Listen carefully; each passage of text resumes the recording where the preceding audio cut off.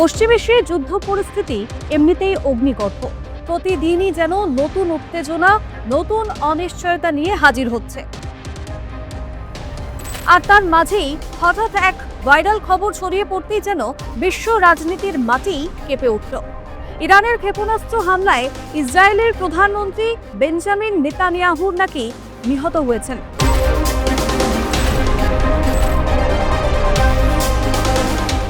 খবরটি প্রকাশ্যে আসার পর থেকেই দাবানলের মতো ছড়িয়ে পড়ে সোশ্যাল মিডিয়ায় এবং বিভিন্ন আন্তর্জাতিক সংবাদ মাধ্যমে।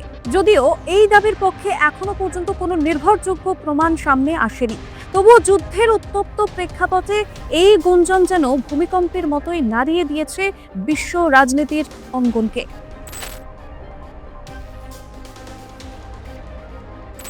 এই গুঞ্জনের সূত্রপাত ইরানের আধা সরকারি সংবাদ মাধ্যম তাসনিম নিউজ এজেন্সির একটি প্রতিবেদনের মাধ্যমে।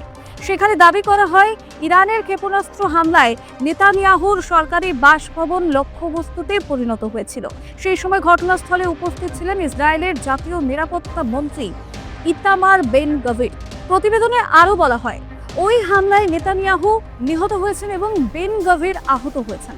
তবে এই দাবির পক্ষে কোনো রকম প্রত্যক্ষ ছবি, ভিডিও বা নির্ভরযোগ্য সরকারি তথ্য প্রকাশ করা হয়নি, বরং কিছু বিচ্ছিন্ন তথ্য এবং পরিস্থিতিগত ইঙ্গিতকে একত্র করে একটি নাটকীয় বর্ণনা তৈরি করা হয়েছে, যা নতুন করে নানা জল্পনা কল্পনার জন্ম দিয়েছে।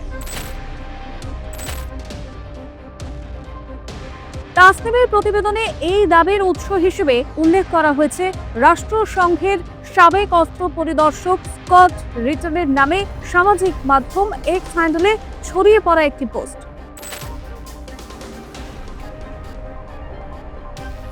এবং সেই পোস্টে বলা হয় যে ইরানি ক্ষেপণাস্ত্র নেতানিয়াহুর লুকিয়ে থাকার স্থান বা বাসভবনে আঘাত হানে এবং ঘটনাস্থলেই তার মৃত্যু হয়। একই সঙ্গে আরও দাবি করা হয়, এই হামলায় নেতানিয়াহুর ছোট ভাই ইদ্দো নেতানিয়াহু নিহত হয়েছেন। কিন্তু যে অ্যাকাউন্ট থেকে এই পোস্টটি করা হয়েছে সেটি সত্যিই স্কট রিটনের কিনা, তা ভুয়ো কিনা, সেই বিষয়টি এখনো পর্যন্ত নিশ্চিত করা যায়নি। ফলে পুরো ঘটনাটি আরও বেশি সন্দেহ এবং অনিশ্চয়তার মধ্যে পড়ে গেছে। প্রতিবেদনটিতে সরাসরি হামলার কোনো রকম প্রমাণ না থাকলেও কয়েকটি পরিস্থিতিগত বিষয় তুলে ধরা হয়েছে। যেমন, সাম্প্রতিক সময়ে নেতানিয়াহুর নতুন কোনো ভিডিও প্রকাশ না হওয়া, তার বাসভবনের আশেপাশে নিরাপত্তা ব্যবস্থা জোরদার করা, মার্কিন যুক্তরাষ্ট্রের কিছু কূটনৈতিক সফর হঠাৎ স্থগিত হয়ে যাওয়া এবং ফ্রান্সের প্রেসিডেন্ট ইমানুয়েল ম্যাক্রোর সঙ্গে নেতানিয়াহুর একটি ফোন আলাপের অস্পষ্ট বিবরণ।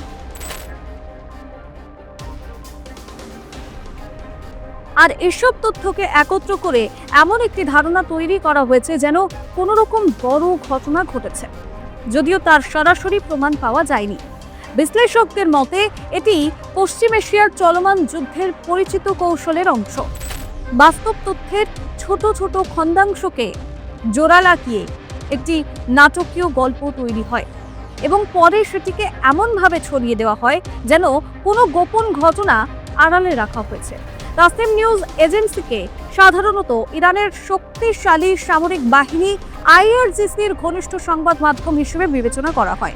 এমনকি যুক্তরাষ্ট্রের ট্রেজারি বিভাগও এই সংস্থাটিকে আইআরজিসির সঙ্গে সংশ্লিষ্ট বলে উল্লেখ করেছে। তবে প্রকাশ্যে পাওয়া তথ্য এই গুঞ্জনের ভিত্তিকে দুর্বল করে দেয়। ইসরায়েলের প্রধানমন্ত্রী দফতরের তথ্য অনুযায়ী 7 মার্চ নেতানিয়াহুর নামে একটি আনুষ্ঠানিক বিবৃতি প্রকাশ করা হয়েছিল। আর তার আগের দিন তিনি দক্ষিণ ইসরায়েলের বীরশেবা শহরে ক্ষেপণাস্ত্র হামলার একটি ঘটনাস্থল পরিদর্শন করেছিলেন বলে সরাসরি ওয়েবসাইটে উল্লেখ করা রয়েছে। পাশাপাশি সাম্প্রতিক কয়েকটি আন্তর্জাতিক প্রতিবেদনে তার রাজনৈতিক এবং কূটনৈতিক কর্মকাণ্ডের কথাও উঠে এসেছে। এর মধ্যে রয়েছে প্রেসিডেন্ট ম্যাক্রোর সঙ্গে তার একটি ফোন আলাপ, যা ফরাসি প্রেসিডেন্টের দপ্তর থেকেও নিশ্চিত করা হয়েছে। এর আগেও যুদ্ধ চলাকালীন নেতানিয়াহুর অবস্থান এবং নিরাপত্তা নিয়ে বিভিন্ন সময় নানা গুজব ছড়িয়েছে। এক পর্যায়ে ইরানের সামরিক সূত্র দাবি করেছিল যে একটি হামলার পর নেতানিয়াহুর ভাগ্য অস্পষ্ট তবে পরে ইসরায়েলের প্রধানমন্ত্রী কার্যালয় সেই দাবিকে সরাসরি ভুয়ো বলে উড়িয়ে দিয়েছিল। একই ধরনের একটি ঘটনার পর চীনের রাষ্ট্রীয় সিনহুয়া নিউজ এজেন্সিও জানিয়েছিল জেরুজালেমের নেতানিয়াহুর কার্যালয়ের আশেপাশে কোনো রকম ক্ষেপণাস্ত্র হামলা চিহ্ন পাওয়া যায়নি। বিশ্লেষকদের মতে যুদ্ধের সময় তথ্যের ঘাটতি বা অস্পষ্টতা অনেক সময় বড় ধরনের গুজবের জন্ম দেয়। কোনো কূটনৈতিক সফরের সময়সূচি বদলে যাওয়া কিংবা কোনো অস্পষ্ট সরকারি বিবৃতি। ফলে নেতানিয়াহুর মৃত্যুর এই দাবি আপাতত প্রমাণহীন জল্পনা হিসেবেই বিবেচিত হচ্ছে। তবুও এই ঘটনার একটি বড় শিক্ষা রয়েছে। যুদ্ধের সময় তথ্য শুধু খবর নয়, অনেক সময় তা হয়ে ওঠে কৌশল এবং মানসিক লড়াইয়ের অস্ত্র। তাই পশ্চিম এশিয়ায় চলমান সংঘাতে প্রতিটি দাবি যেন ভূমিকম্পের ক্ষুদ্র কম্পনের মতো, যা মুহূর্তেই নাড়িয়ে দিতে পারে বিশ্ব রাজনীতিকে।